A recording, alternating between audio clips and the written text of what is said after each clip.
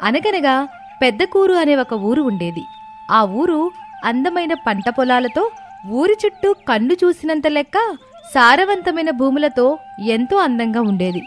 ఆ ఊరు చుట్టుపక్కల గ్రామాలకి వ్యవసాయమే ఆయువు పట్టు. ఆ ఊరిలో రంగయ్య అనే రైతు ఉండేవాడు. రంగయ్య తనకున్న 2 ఎకరాల పొలాన్ని తన చేతులతో సాగు చేస్తూ జీవనం సాగిస్తూ ఉండేవాడు. రంగయ్య తండ్రి, అతని తాత, ముత్తాత కూడా ఆ పొలాన్నే ఆధారంగా చేసుకుని బ్రతికారు. రంగయ్య కూడా అదే బాటలో నడుస్తూ ఉన్నాడు. ఉండడానికి సొంత పొలమే అయినా రోజువారీ అవసరాలకే కష్టంగా సాగుతూ ఉండేది. రంగయ్య భార్య లక్ష్మి కూడా భర్తతో పాటు పొలంలోని పనులు చేస్తూ ఉండేది. వాళ్ళ పిల్లలు శ్రీకాంత్, అజయ్ చదువుకుంటూ ఉన్నారు. ఇద్దరూ సెలవు రోజుల్లో అమ్మానాన్నలకు సహాయం చేస్తూ ఉండేవారు. సాయంత్రం వేళ మాత్రం నలుగురు కలిసి భోజనం చేసేవారు. నాన్నా, మన చుట్టుపక్కల ఊర్లలో మొత్తం వరి మాత్రమే పండిస్తారు, ఎందుకని? మన భూమి మంచి సారవంతమైన భూమిరా. మనమేంటి, మన తాత ముత్తాతలు కూడా వరే పెంచారు. ఇక అది తరం మారినా ఆనవాయితీగా మారిపోయింది. మరి నువ్వు వేరే పంట ఏదైనా వేసి చూడకపోయావా నాన్నా? నేను కూడా చాలాసార్లు అనుకున్నాన్రా, కాని తీరా వేశాక మనకి నష్టం వస్తే కోలుకోవడం చాలా కష్టం. ఇప్పటికి బానే సాగుతుందిగా, అందరితో పాటు మనమును. రోజులు ఆహ్లాదంగా గడుస్తున్నాయి. మళ్లీ కొత్త పంట వేసే కాలం వచ్చింది. రంగయ్య, లక్ష్మి తమ పొలంలో భూమి పూజ చేశారు. ఎడ్ల జతలకు పూజ చేశారు. ఓ వరుణ దేవుడా, మీరు ఈ ఏడాది మమ్మల్ని చల్లగా చూడాలి. పంటలు సమృద్ధిగా పండాలి. ఆకలి అన్న మాట భూమి మీద ఉండకూడదు అంటూ లక్ష్మి ఆకాశం వైపు చూసి దేవుడికి దండం పెట్టింది. ఆ తర్వాత కొద్ది రోజులు భార్యాభర్తలు కొంతమంది కూలీలను ఏర్పాట్లు చేసుకుని నాట్లు వేయడం మొదలుపెట్టారు. వాళ్ళు చేయవలసిన పని పూర్తి చేసి ప్రకృతి చేతిలో పెట్టారు ఆ పొలాన్ని. ఆ ఏడాది వరుణుడు లక్ష్మి ప్రార్థన సరిగా వినలేదేమో. తమ కోసం కాక భూమి మీద అందరూ బాగుండాలని ఆమె చేసిన విజ్ఞాపన చెవికెక్కించుకోలేదు కాబోలు. ఆ ఏడాది వానలే పడలేదు. వేసిన నాట్లు నీరు లేక వాలిపోయాయి. రంగయ్య గుండె గుబేలుమన్నది. ఓరి దేవుడా, ఎంత అన్యాయం చేశావయ్యా! ఈ ఏడు మా రైతుల్ని ఏడిపించాలని నిర్ణయించుకున్నావా? నాన్న, బాధపడకండి. ఇప్పటికైనా వానలు పడితే మనకి నష్టమేం ఉండదు కదా అంటూ పిల్లలు ధైర్యం చెప్పారు. ఆ మాటలకు రంగయ్య కాస్తంత ఓపిక తెచ్చుకొని వానల రాక కోసం ఎదురు చూస్తూ ఉన్నాడు. ఆ తర్వాత 1 రోజులు గడిచిపోయాయి. నల్ల మబ్బుల జాడలేదు. దాంతో రంగయ్య గుండె జారిపోయింది. ఏం చెయ్యాలా అని చూస్తూ ఉండగా పొలం ఖర్చుల కోసమని రంగయ్య భీమన్న దగ్గర చేసిన 1,00,000 రూపాయల అప్పు తీర్చమంటూ భీమన్న రంగయ్య ఇంటి మీద పడ్డాడు. ఏమయ్యా రంగయ్య, 2 నెలల్లో అప్పు సగం తీర్చేస్తాను అన్నావు. అయ్యా, మీకు తెలియంది కాదు. ఈ ఏడసలు వానలు లేవు. నాట్లేసిన భూములు నెరలొచ్చాయి. పంట పండితేనే బాకీ తీరుస్తాని నువ్వు నాతో ముందే చెప్పలేదే. ఇప్పుడేంటి కథలు చెప్తున్నావు? నువ్వు చెప్పిన సమయానికి డబ్బులు ఇవ్వలేదు కాబట్టి నేను వడ్డీ పెంచుతున్నాను. 100కు 5 రూపాయలు కాదు, ఈ రోజు నుంచి 10 రూపాయల వడ్డీ లెక్క వేసుకో. వచ్చే సోమవారం మళ్ళీ వస్తాను, డబ్బులు సిద్ధం చేసుకో అంటూ భీమన్న గట్టిగా చెప్పి వెళ్ళిపోయాడు. రంగయ్యకు ఏమీ పాలుపోలేదు. తిండి తిప్పలు మానేసి దిగులుగా కూర్చునేవాడు. అది చూసి లక్ష్మి, పిల్లలు బాధపడేవారు. శ్రీకాంత్, అజయ్ తటపటాయిస్తూనే తండ్రి పక్కకు వెళ్లి చెరకు వైపున కూర్చున్నారు. నాన్నా, చెప్పు నాన్నా. కాలేజ్ ఫీజు కట్టమని చెప్పారు నాన్నా. అవునన్నా, ఇప్పటికే ఆలస్యమైంది. నువ్వు ఇబ్బందుల్లో ఉన్నావని నిన్ను అడగలేకపోయాం. ఒక్క 5,000 ఇస్తే. రంగయ్య సమాధానం చెప్పలేక కన్నీళ్లు పెట్టుకున్నాడు. లక్ష్మి ముగ్గురిని చూసి కుమిలిపోయింది. ఏం చెప్పను నాన్నా మీకు. ఇప్పట్లో ఫీజులు కట్టే స్తోమత నాకు లేదు. అలా అని మిమ్మల్ని చదువు మానేయమని నేను చెప్పలేను. ఎక్కడైనా అప్పు చేద్దామంటే చేసిన 1,00,000 రూపాయల అప్పు కాళ్ల ముందు పెద్ద భూతంలా కనిపిస్తుంది. ఏం చేయమంటారా నన్ను? అజయ్, శ్రీకాంత్ ఇద్దరూ తండ్రి కళ్ళల్లో నీళ్లు చూసి చాలా బాధపడ్డారు. ఇద్దరూ చదువుని కొద్ది రోజులు మానేద్దామని నిర్ణయించుకున్నారు. ఆ మరునాడు ఉదయం వాళ్ళ నిర్ణయాన్ని తల్లిదండ్రులకు చెప్పారు. నాన్నా, అమ్మా, మీరిబ్బందుల్లో ఉంటే మాకేమీ పట్టనట్టుండటం మా వల్ల కావట్లేదు. అందుకే కొద్ది రోజులు చదువు మానేయాలని నిర్ణయించుకున్నాం. అయ్యో, అలా మధ్యలో మానేస్తే ఎలా? మీరు వెనకబడిపోతారు కదా. ఏం పర్లేదమ్మా, వచ్చే ఏడాది మళ్ళీ చదవచ్చు. మీతో పాటు మేం కూడా ఏదో ఒక పని చేస్తాం. మేము అలా ఊర్లోకెళ్ళి ఏదైనా పని దొరుకుతుందేమో కనుక్కొని వస్తాం అంటూ మరో మాట లేకుండా వెళ్ళిపోయారు. రంగయ్య పిల్లల ఆలోచనకి సంతోషపడ్డాడు. ఈలోపే భీమన్న అక్కడికి వచ్చాడు. ఏం రంగయ్య, నా అప్పు? అయ్యా, చేతిలోకి డబ్బులేమీ రాలేదయ్యా. అదంతా నాకు అనవసరం. ఇవాళ కనీసం వడ్డీ డబ్బులైనా ఇవ్వకపోతే నీ ఇంట్లో సామానంతా బయటపడేస్తాను. రంగయ్యకు లక్ష్మికి ఏం చేయాలో పాలుపోలేదు. దేవుడా కాపాడు అంటూ లక్ష్మి మనసులోనే దండం పెట్టుకుంది. ఈలోగా ఆ దారి వెంబడి ఆ ఊరి జమీందారైన గోపన్న వెళ్తూ వెళ్తూ రంగయ్యని చూసి ఆగాడు. భీమన్నను చూసి వాళ్ళ దగ్గరికి వచ్చాడు. మర్యాదగా నా డబ్బివ్వు, లేదంటే నీకీ ఊర్లో గౌరవమే లేకుండా చేస్తాను. అయ్యా, మీరేం చేసినా నా దగ్గర చిల్లి గవ్వ కూడా లేదయ్యా. మీరింకా బలవంతం చేస్తే ఉన్న పొలాన్ని అమ్మేసి మీ అప్పు తీర్చి ఊరొదిలి వెళ్ళిపోవడం తప్ప నాకు వేరే మార్గం లేదయ్యా. భీమన్నా, ఏంటి రంగయ్య ఇంటి ముందు రచ్చ చేస్తున్నావు? గోపన్న గారు, మీరా? చూడండి, ఈ రంగయ్య 2 నెలల్లో తీర్చేస్తానంటూ ₹1,00,000 అప్పు తీసుకున్నాడు. 3 నెలలైంది, కనీసం వడ్డీ కూడా ఇవ్వలేదు. భీమన్నా, వానల్లేక మన చుట్టుపక్కల రైతులంతా విలవిల్లాడుతున్నారు. ఆ విషయం నీకు తెలుసు కదా? తెలుసయ్యా, బాగా తెలుసు. మరి రంగయ్య కూడా అటువంటి రైతే కదా. అయ్యా క్షమించండి, ఈ రంగయ్య అప్పు తీసుకునేటప్పుడు వ్యవసాయానికని చెప్పి తీసుకోలేదు. పోని పంట చేతికొచ్చాక అప్పు తీరుస్తానని కూడా చెప్పలేదు. మరిప్పుడు అప్పు తీర్చవంటే పొలం నష్టం, వానలు రావటం లేదు అనటం ఎంతవరకు సమంజసం? ఇప్పుడు నువ్వు రంగయ్య దగ్గర నుండి ₹1,00,000 తీసుకుని ఏం చేస్తావు? బ్యాంకులో వేసుకుంటాను, సురక్షితంగా ఉంటాయి. సరే, నువ్వు వారానికి ఎన్ని పూటలు భోజనం చేస్తావు? అయ్యా, 3 పూటలు చేస్తానండి. నేనసలు ఆకలికే ఉండలేను. డబ్బుల మీద వ్యాపారం చేసే నువ్వు అన్యాయంగా వడ్డీల మీద వడ్డీలు తీసుకుంటూ ధనవంతుడివయ్యా. మన కోసం పంటలు పండించే రంగయ్య లాంటి రైతులు రోజురోజుకి దిగజారిపోతున్నారు. ఇది నువ్వెప్పుడైనా ఆలోచించావా? చూడండయ్యా, ఎవరి వృత్తికి తగ్గట్టు వాళ్ళు కాయకష్టం చెయ్యాలి కదా. సరే, ఇప్పుడు వ్యవసాయం రైతుల వృత్తి అనుకుందాం. ఇప్పుడు వానలు పడలేదు. ఈ ఏడాది పంట తక్కువైంది. పంట తక్కువ అవ్వటం వల్ల ఉన్న నిల్వలు ధరలు పెరుగుతాయి. ఆ ధరలకే నువ్వు నేను కొనాలి. కేజీ ₹10 బియ్యం 500 అమ్మితే నీకు సమ్మతమేనా? అయ్యో బాబోయ్, 500? చాలా కష్టమయ్యా. పంటలు సమృద్ధిగా పండాలి. మరి వ్యవసాయం రైతుల వృత్తి అన్నావు గదయ్యా. అది నాకిప్పుడే అర్థమైందయ్యా. చూడు భీమన్నా, భూమి పూజ చేసినప్పటినుంచి పంట చేతికొచ్చేంత వరకు రైతు ఒక బిడ్డను చూసినట్టు చూస్తారయ్యా పొలాల్ని. కేవలం నాట్లు వేసి నీళ్లు పెడితేనే మనకి పంట చేతికొచ్చేస్తుందనుకుంటున్నావా? నీళ్లు లేవని, వానల్లేవని, ఎరువుల్లేవని, చీడలని, పురుగులని మనకి తెలియనివి ఎన్నో ఉంటాయి. నేలను నమ్ముకొని శ్రమదానం చేస్తూ శరీరాన్నే పనిముట్టు చేసి అందరి ఆకలి తీర్చటమే ఆశయంగా ముందుకు సాగుతున్నారయ్యా రైతులు. ఎడ్లను స్నేహితుల్ని చేసుకొని ప్రకృతిపై భారం వేసి ఎండకి వానకి కష్టపడుతున్నారు. అంతా చేశాక కోత సమయానికి వర్షం పడితే, వరదలొస్తే, తుఫాన్లొస్తే, సరే పంట చేతికొచ్చింది అనుకుందాం. దాన్ని అమ్మటానికి తీసుకెళ్తే వాళ్ళు కోతలు కోస్తారు. అన్నం పెట్టే రైతుకి ఇన్ని ఆంక్షలేంటయ్యా? అసలు ఒక్కటి చెప్పు, నీకు డబ్బులు తిరిగివ్వడు అని అనుమానం ఉన్నవాడికి నువ్వసలు డబ్బులు అప్పుగా ఇస్తావా? ఇవ్వనండి. మరి రైతు ప్రకృతి చేతిలో ఉంటాడు. ఈ 7 వర్షాలు పడతాయో లేదో ఎవరికీ తెలీదు. అయినా ధైర్యంగా పంట వేస్తాడు. నష్టమైనా అతడే భరిస్తాడు. లాభమైతే మనమంతా పంచుకుంటాం. అందుకే రైతు మకుటం లేని మహారాజు లాంటివాడు. వాళ్ళు మన కోసం చేసే వ్యవసాయానికి మనం సాయం చేయకపోతే ఎలా భీమయ్యా? నిజమేనండి, నేనదంతా ఎప్పుడూ ఆలోచించలేదు. రంగయ్య, నన్ను క్షమించు. బుద్ధి లేకుండా ప్రవర్తించి నీకు మనశ్శాంతి లేకుండా చేశాను. నేను నిర్ణయం తీసుకున్నాను. రంగయ్య, నువ్వు నాకు అప్పు తీర్చాల్సిన పనేమీ లేదు.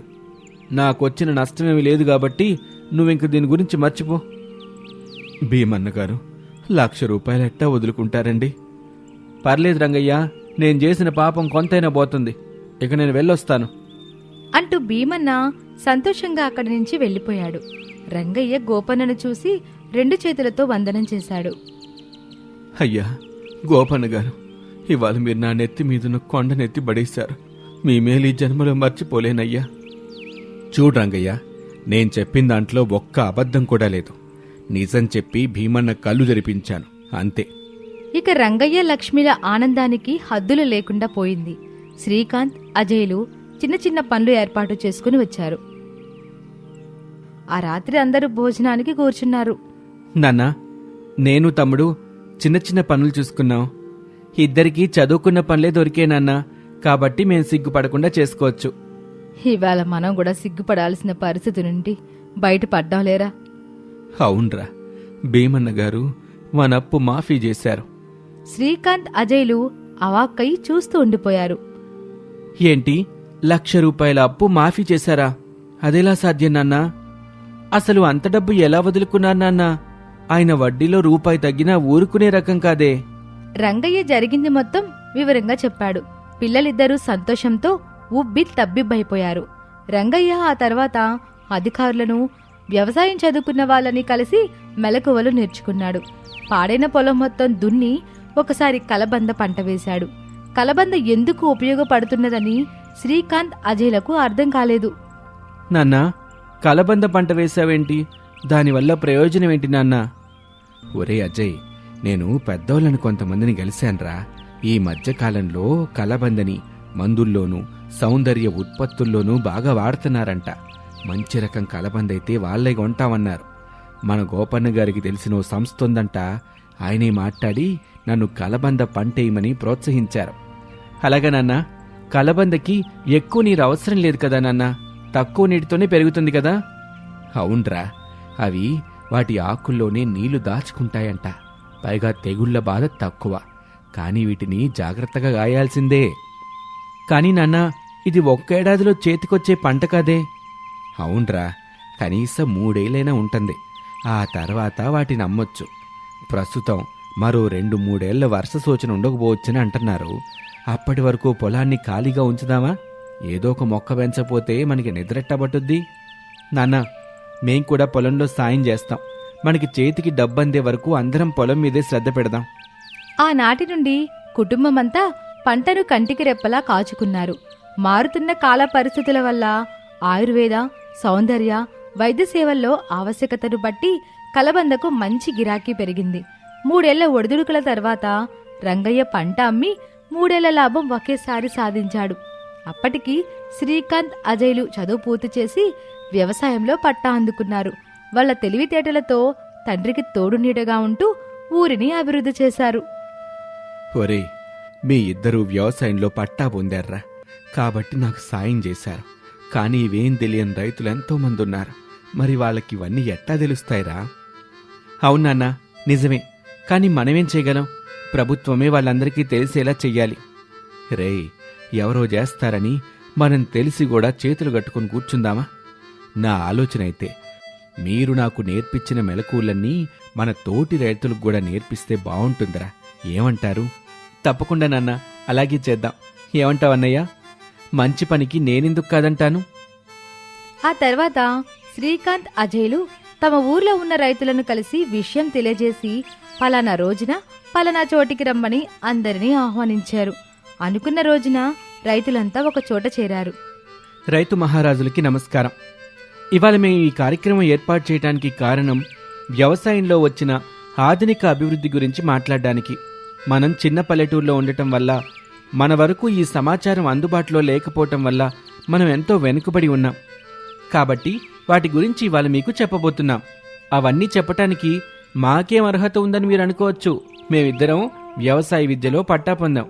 పట్నాలు తిరిగి అనేక మార్గాలు చూసి కొన్ని విషయాలు తెలుసుకొని వచ్చాం అంటూ అన్నదమ్ములిద్దరూ పంటల మార్పిడి గురించి, నీటి వనరుల గురించి, పరికరాల గురించి, పెట్టుబడుల సంస్థల గురించి వివరంగా చెప్పారు.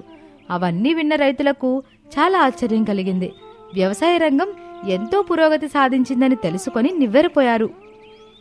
బాబు, మీరు చెప్పే వెంటంటే ఏదో కల్లో ఉన్నట్టుంది. ఈ పల్లెటూరులోని బావిల్లో కప్పల్లా పడున్నామయ్యా. అందుకే బాబాయ్, రేడియో వినాలి, పేపర్ చదవాలి, అప్పుడు కొన్ని విషయాలు మనకి తెలుస్తాయి. రైతులు ఏ విధంగా మార్పులు చేసుకుంటున్నారో మనకి అవగాహన వస్తుంది. బాబు, మీరు చెప్పిన ఆ పెద్ద పెద్ద పరికరాలు చూడాలంటేనే డబ్బులు అడుగుతారు. ఇక మనం ఎక్కడ కొనగలుగుతాం? అందుకే బాబాయ్, ప్రభుత్వం కొన్ని పథకాలు ప్రవేశపెట్టింది. కరెంటు ఛార్జీలకు ఇటువంటి అతిపెద్ద పరికరాలు కొనటానికి రైతులకి రాయితీలు ఇస్తుంది. అవును బాబాయ్, మీరు ఒక్కొక్కరు విడివిడిగా పరికరాలు కొనాల్సిన అవసరం లేదు. ఒక 4-5 కలిసి ఒక పరికరం కొనుక్కొని అందరూ కలిసి వాడుకోవచ్చు. ఇప్పటి వరకు కేవలం వరి మీద మాత్రమే ఆధారపడిన మీరంతా ఇక మీద పంట మార్పిడి ప్రత్యామ్నాయం ఉపయోగించి ఇతర పంటలు కూడా పండించొచ్చు. అప్పుడు అందరి పంట ఒకే సమయానికి కోతకు రాదు కాబట్టి ఒక్కొక్కరు ఒక్కో సమయంలో ఆ పరికరాన్ని వాడుకోవచ్చు. అదంతా బానే ఉంది గాని సంస్థలతో ఒప్పందం అన్నారు, అది మాకెట్టా తెలుసుద్ది? అందుకు మేం సహాయం చేస్తాంగా. మీరైతే మంచి పంటలు పండించండి, సహజ ఎరువులు వాడండి, నాణ్యమైన సరుకు ఎవరైనా కొంటారు. ఆ విధంగా శ్రీకాంత్, అజయ్లు రైతులకు చేయూతను అందించారు. తమ ఊర్లోనే కాకుండా చుట్టుపక్కల గ్రామాలు కూడా తిరిగి ఎంతో మందికి ఎన్నో విషయాలు తెలియజేశారు. గోపన్న ఆ విషయం తెలుసుకొని రంగయ్యను, అతని పిల్లలను అభినందించారు. రంగయ్య, మీ పిల్లలిద్దరూ ముచ్చాలయ్యా. పెద్ద చదువులు చదివామన్న గర్వం లేకుండా నలుగురి సంతోషం కోసం ఊరూరు తిరిగి రైతులకు మేలు చేస్తున్నారు. అందుకే అంటారు అన్నదాత సుఖీభవ అని. రంగయ్య ఆ మాటలకు ఎంతగానో సంతోషపడ్డాడు. ఆ తర్వాత మెల్లగా భీమన్న బాకీ కూడా తీర్చేశాడు. ఇది ఇవాల్టి స్టోరీ, రైతు కష్టాలు. మరొక ఆసక్తికర కథతో మళ్ళీ కలుద్దాం. పరమ దుర్మార్గుడైన జమీందారు చలపతి ఆ ఊరి వాళ్లను బెదిరించి చాలా తక్కువ ధరకి పంటని కొని ఒక పెద్ద గోదాంలో పెడతాడు. ఆ గోదానికి కాపలా ఉండడానికి అమాయకుడిని తీసుకుని రమ్మని తన దగ్గర పనిచేస్తున్న రామన్నకి చెబుతాడు. అప్పుడు రామన్న అమాయకుడైన గోపాలాన్ని తీసుకుని జమీందారు చలపతి దగ్గరికి వచ్చాడు. ఏరా రామన్న, ఎవరితను? అయ్యా, ఊర్లోని అమాయకుని పట్టుకురమ్మని చెప్పారు కదా, ఆ అమాయకుడే ఈ గోపాలమయ్యా. వీణ్ణి చూస్తుంటే అమాయకుల్లాగే ఉన్నాడు, కాని నాకెందుకో అమాయకుడని అనిపించటం లేదు రామన్న. అయ్యా, మన ఊరితో పాటు చుట్టుపక్కల ఉన్న ఊర్లన్నీ తిరిగాను. ప్రతి ఊర్లో ఉన్న ప్రతి ఒక్కరిని అన్ని విధాలా గమనించి పరీక్షించితే చివరికి మన ఊర్లోనే ఈ అమాయకుడున్నాడని అర్థమైందయ్యా. అందుకే మీ దగ్గరికి తీసుకొచ్చాను. ఏమయ్యా గోపాలం, నువ్వు అమాయకుడివా? ఆ ఒక్కటి అడక్కండి బాబుగారు. తెలివైన వాడివా? చెప్పాను కదా బాబుగారు, ఆ ఒకటి మాత్రం అడక్కండి అని చెప్పగానే చలపతికి అయోమయంగా ఉంటుంది. చలపతి కొంచెం తెలివిగా, నువ్వు అమాయకుడివా, తెలివైన వాడివా అని అడిగితే ఆ ఒక్కటి అడక్కు బాబుగారు అని చెప్పి తప్పించుకుంటున్నావు. ఇంతకీ నువ్వేంటో నీకు తెలుసా గోపాలం? అయ్యా, ఆ ఒక్కటి మాత్రం అడగొద్దు బాబుగారు అని చెప్పాడు గోపాలం. అప్పుడు జమీందారు చలపతికి కోపం వచ్చి కోపంగా చూస్తూ, ఒరే రామన్న, ఇంట్లోని నా చేతికర్ర తీసుకురా. ఏమడిగినా చెప్పకుండా నా దగ్గర వాడి అతి తెలివి చూపిస్తున్నాడు. కర్ర దెబ్బలు 4 తగిలితే వాడే నోరు తెరుస్తాడు. ఆ ఒక్కటి కాకుండా మరొక్క మాట చెప్తాడు. అలాగేనయ్యా అని రామన్న ఇంట్లోకి వెళతాడు. చలపతి కోపంగా గోపాలాన్ని చూస్తూ ఉంటాడు. రామన్న కర్ర తీసుకుని చలపతి దగ్గరికి వచ్చాడు. గోపాలం ఏమాత్రం భయం లేకుండా అలానే నిలబడి ఉన్నాడు. చలపతి కర్ర తీసుకుని కొట్టబోయాడు. సరిగ్గా అప్పుడే వీరయ్య, శంకరయ్య ఇద్దరూ కలిసి చలపతి దగ్గరికి వాదులాడుకుంటూ వచ్చారు. ఏమిట్రా వీరయ్య, శంకరయ్య, ఇద్దరూ మాట అనుకుంటూ నా దగ్గరికొచ్చారు? ఏం జరిగింది? అయ్యా, ఈ శంకరయ్య పంట కోసం నా దగ్గర కొంత డబ్బు అప్పుగా తీసుకున్నాడు. తిరిగి ఇవ్వమని అడిగితే సాక్ష్యం ఎవరు అంటున్నాడు బాబుగారు. బాబుగారు, నేను ఎంతటి పంటని పండిస్తానో, ఎంత డబ్బు సంపాదిస్తానో ఊరి వాళ్లతో పాటు మీకు ఎంతో కొంత తెలిసే ఉంటుంది గదా. అవును శంకరయ్య, నాకు తెలుసు. అప్పంటే నీకు భయమని, ఎవరి దగ్గర ఎలాంటి అప్పు చేయవని, ఎంత అవసరమున్నా నీలో నువ్వే సర్దుకుంటావని తెలుసు. ఏం వీరయ్య, శంకరయ్య మీద ఎందుకంతటి నింద వేస్తున్నావు? నింద కాదు బాబు, నిజమే చెప్తున్నాను. పంట కోసం డబ్బులిచ్చాను. అయితే సాక్ష్యమేంటి అని అడగ్గానే వీరయ్యకి అక్కడే ఉన్న గోపాలం కనబడతాడు. వీరయ్య సంతోషపడుతూ, బాబుగారు, ఇదిగో ఈ గోపాలం ఉన్నాడుగా. కంగారులో నాకీ గోపాలం తట్టలేదు బాబుగారు. ఈ గోపాలం అప్పుడు మాతోనే ఉన్నాడు, అడగండి కావాలంటే. అని వీరయ్య చెప్పగానే చలపతి తల పట్టుకొని, ఏంటి వీణ్ణడగాల? అయితే నువ్వే అడుగు వీరయ్యా, వాడేం చెప్తాడో చూద్దాం అని చెప్పి చలపతి తనను అమాయకంగా చూస్తున్న గోపాలాన్ని చూస్తాడు.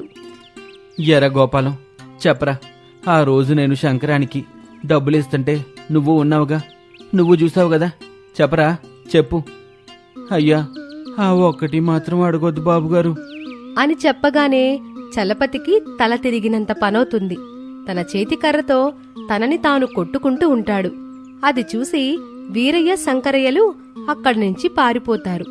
సరిగ్గా అప్పుడే గోపాలం తల్లి సావిత్రి కట్టెలను తీసుకుని ఇంటికి వస్తుంది. ఇంటి పక్కనే ఉండే కమల కంగారు పడుతూ, సావిత్రి పిన్ని, మన గోపాలాన్ని జమీందారు గారి దగ్గర పనిచేసే రామన్న తీసుకెళ్లాడు అని చెప్పగానే సావిత్రి కంగారు పడుతూ కట్టెలను అక్కడే పడేసి, అసలే వాడు అమాయకుడు, ఆ రామన్న జమీందారు దగ్గరికి ఎందుకు తీసుకెళ్ళినట్టు అని పరుగులాంటి నడకతో ఇంటి నుంచి బయలుదేరింది. తనని తాను కొట్టుకుంటున్న చలపతిని చూస్తూ, బాబుగారు, అలా కొట్టుకోకండి, నేను చెప్పేది వినండి అని చెప్పి చలపతి చేతిలో నుంచి కర్రని లాక్కుంటాడు రామన్న. బాబుగారు, మనకు కావాల్సింది కూడా ఇలాంటి అమాయకుడే గదా. మరీ ఇంత అమాయకుడైతే ఎలా రామన్నా? ఈయన్ని మన గోదాం కాపలా ఎలా పెడతాను చెప్పు? వడ్ల బస్తాలెక్కడున్నారా అని అడిగితే ఆ ఒక్కటి అడగద్దు బాబుగారు అంటాడు. బెల్లం బస్తాలెక్కడున్నాయని అడిగితే ఆ ఒక్కటి అడగద్దు బాబుగారు అంటాడు. ఇలా అయితే ఎలారా చెప్పు? బాబుగారు, అసలే గోదాం మీద దొంగల కనుబడింది. ఏదో ఒక రోజు రాత్రి దొంగలొస్తారు, గోపాలాన్ని చూస్తారు అని చెబుతూ ఉండగా సావిత్రి ఆందోళన పడుతూ అక్కడి వాళ్ల దగ్గరికి వచ్చింది. దండం పెడుతూ బ్రతిమాలింపుగా, అయ్యా, వాడొట్ట అమాయకుడయ్యా, వదిలిపెట్టండి, మీకు దండం పెడతాను అంటూ వేడుకుంటూ ఉంటుంది. సావిత్రమ్మ, గోపాలాన్ని మేము ఏమీ అంటంలేదు. గోపాలంకి ఏమీ కాదు, నువ్వింటికెళ్ళు. గోపాలానికి మన గోదాం దగ్గర కాపలా ఉండే పనిని అప్పగిస్తున్నాను. వాడా కాపలా పని చేయలేడు బాబు, నువ్వెళ్ళు సావిత్రమ్మ అని చెప్పగానే సావిత్రి మరో మాట మాట్లాడకుండా అక్కడి నుంచి బాధపడుతూ వెళ్లిపోయింది. చలపతి, రామన్న ఇద్దరూ కలిసి గోపాలాన్ని తీసుకుని గోదాం దగ్గరికి వెళతారు. గోదాం మొత్తం చూపించి, చూడు గోపాలం, నువ్విక్కడ రాత్రిపూట కాపలా ఉండాలి. ఇందులో వడ్ల బస్తాలున్నాయి. వీటిని దొంగిలించటానికి దొంగలొస్తారు. వాళ్లతో జాగ్రత్తగా ఉంటూ గోదాంలో ఉండే వడ్లు కాపాడాలి అని చెబుతూ ఉంటే గోపాలం మాత్రం అమాయకంగా చూస్తూ ఉంటాడు. పదండి బాబుగారు అని చెప్పి చలపతి, రామన్న అక్కడి నుంచి వెళ్లిపోతారు. గోపాలం ఆ గోదాం చుట్టూ తిరుగుతూ ఉంటాడు. ఇక రాత్రయింది. ఊరంతా ప్రశాంతంగా పడుకుంది. సావిత్రి మాత్రం బాధపడుతూ కొడుకు గోపాలాన్ని తలుచుకుంటూ ఉంటుంది.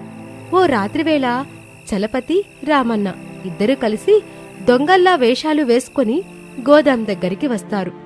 గోపాలం పడుకోకుండా గోదాం చుట్టూ తిరుగుతూ ఉంటాడు. చలపతి అలాగే రామన్న ఇద్దరూ కలిసి గోపాలం దగ్గరికి వస్తారు. గోపాలం వాళ్ళని గుర్తుపట్టాడు. మారువేషంలో వచ్చారని అర్థం చేసుకున్నాడు. భయపడకుండా వాళ్ళని చూస్తూ ఉంటాడు. చూడు గోపాలం, ఈ జమీందారు మన పంట మొత్తం దోచుకొని ఇందులో దాచిపెట్టాడు. మాలాంటి దొంగలు లోపలికి రాకుండా విషపాముల్ని కూడా వదిలిపెట్టాడనే పుకారుంది. అది నిజమా కాదా? ఆ ఒక్కటి మాత్రం అడగొద్దు బాబు. సరే, పాముల గురించి చెప్పకు. ఏ మూల వడ్ల బస్తాలున్నాయో అదైనా చెప్పు చాలు. ఆ మూల పగలగొట్టి వడ్లు తీసుకెళ్తాం. ఆ ఒక్కటి మాత్రం అడగొద్దు బాబు అని చెప్పగానే చలపతికి, రామన్నకి గోపాలం మీద నమ్మకం కుదిరింది. మరేమీ మాట్లాడకుండా అక్కడి నుంచి వెళ్లిపోతారు. ఆ రాత్రి 2-3 గంటలు గడిచిన తర్వాత గోపాలం ఆ గోదానికి ఒక మూల పెద్ద రంధ్రం చేస్తాడు. గోదాంలో ఉన్న వడ్ల బస్తాలని బయట వేస్తూ ఉంటాడు. అప్పుడు తన మిత్రులైన వీరయ్య, శంకరయ్యలు ఎడ్లబండులు కట్టుకుని ఆ గోదాం దగ్గరికి వచ్చారు. గబగబా వడ్ల బస్తాలన్నీ బండిలోకి ఎక్కించుకుని గోపాలం కాళ్ళు చేతులు కట్టేసి వెళ్లిపోతారు. మరుసటి రోజున చలపతి అలాగే రామన్న ఇద్దరూ కలిసి గోదాం దగ్గరికి వస్తారు. కాళ్ళు చేతులు కట్టేసి నోట్లో బట్ట పెట్టి పడి ఉన్న గోపాలాన్ని చూస్తారు. కంగారు పడుతూ వచ్చి కట్లు విప్పుతారు. నోట్లో నుంచి బట్టని తీస్తారు. ఆ పక్కనే గోదాం గోడకి పడిన పెద్ద రంధ్రాన్ని చూస్తారు. గబగబా గోదాంలోకి వెళతారు. ధాన్యం బస్తాలుండవు. చలపతి కోపంగా, ఎరా ఎలా జరిగింది? ఆ ఒక్కటి మాత్రం అడగొద్దు బాబుగారు. ఎంతమంది దొంగలొచ్చారు? ఆ ఒక్కటి మాత్రం అడగొద్దు బాబుగారు. వీడి అమాయకత్వంతో దొంగతనం చేయడానికి వచ్చిన దొంగల్ని ఆట పట్టిస్తాడనుకుంటూ మన పంటకే ఎసరు పెట్టాడు కదరా. వీడి అమాయకత్వం తగలెయ్యా అని బాధపడుతూ గోపాలాన్ని అక్కడి నుంచి పంపించేస్తాడు. గోపాలం ఇంటికొస్తాడు. ఇంటి దగ్గర వీరయ్య, శంకరయ్యలు ఉంటారు. ఎర గోపాలం, ఆ జమీందారికి గాని ఆ రామనకు గాని నీ మీదేమైనా అనుమానం వచ్చిందా? లేదురా, ఎలాంటి అనుమానం రాలేదు. మనం అనుకున్నది అనుకున్నట్టుగా చేశాం కదా. ఇక అనుమానం ఎందుకొస్తుంది చెప్పు? ఎలా వస్తుంది? అది కూడా నిజమేరా. ఇప్పుడు మనం దొంగిలించిన ఆ పంటని ప్రజలకు ఎలా పంచాలి? మనం పంచుతున్న విషయం ఈ నోటో ఆ నోటా చలపతికి తెలిస్తే మాత్రం మనల్ని ప్రాణాలతో వదిలిపెట్టడు అని అనుకుంటూ ఆలోచన చేయటం మొదలుపెట్టారు. అప్పుడు గోపాలానికి ఒక ఆలోచన వచ్చింది. అందరూ పడుకున్న తర్వాత మన ముఖాలు కనబడకుండా రుమాలులు కప్పుకొని ఇంటి ముందు వడ్ల బస్తాలను వేసుకుంటూ వెళ్దాం. అప్పుడు చలపతికి, రామన్నకి ఎలాంటి అనుమానము రాదు. పైగా నిజమైన దొంగలే ఈ పని చేసుంటారు అనుకుంటాడు అని మాట్లాడుకుంటూ మురిసిపోతారు. సావిత్రి ముగ్గురికి అన్నం పెడుతుంది. ముగ్గురు మాట్లాడుకుంటూ అన్నం తింటారు. ఆ రోజు రాత్రి వాళ్ళు అనుకుంటున్నట్టుగానే ముఖాలకు రుమాలు కట్టుకుని ఎడ్లబండిలో ఉన్న బస్తాలను ఒక్కొక్క ఇంటి ముందు వేసుకుంటూ వెళ్తూ ఉంటారు. మరుసటి రోజున ఆ ఊరి వాళ్ళు తమ ఇంటి ముందు ఉన్న వడ్ల బస్తాలను చూసి చాలా సంతోషపడతారు. వాటిని పంచిపెట్టిన దొంగలెవరో కాని వాళ్ళు చల్లగా ఉండాలని కూడా దీవిస్తారు. గోపాలం, వీరయ్య, శంకరయ్యలు ఆకలి తీర్చే పని చేశామని ఆనందపడుతూ జీవిస్తూ ఉంటారు. ఇది ఇవాల్టి స్టోరీ. ఆ ఒక్కటి అడక్కు.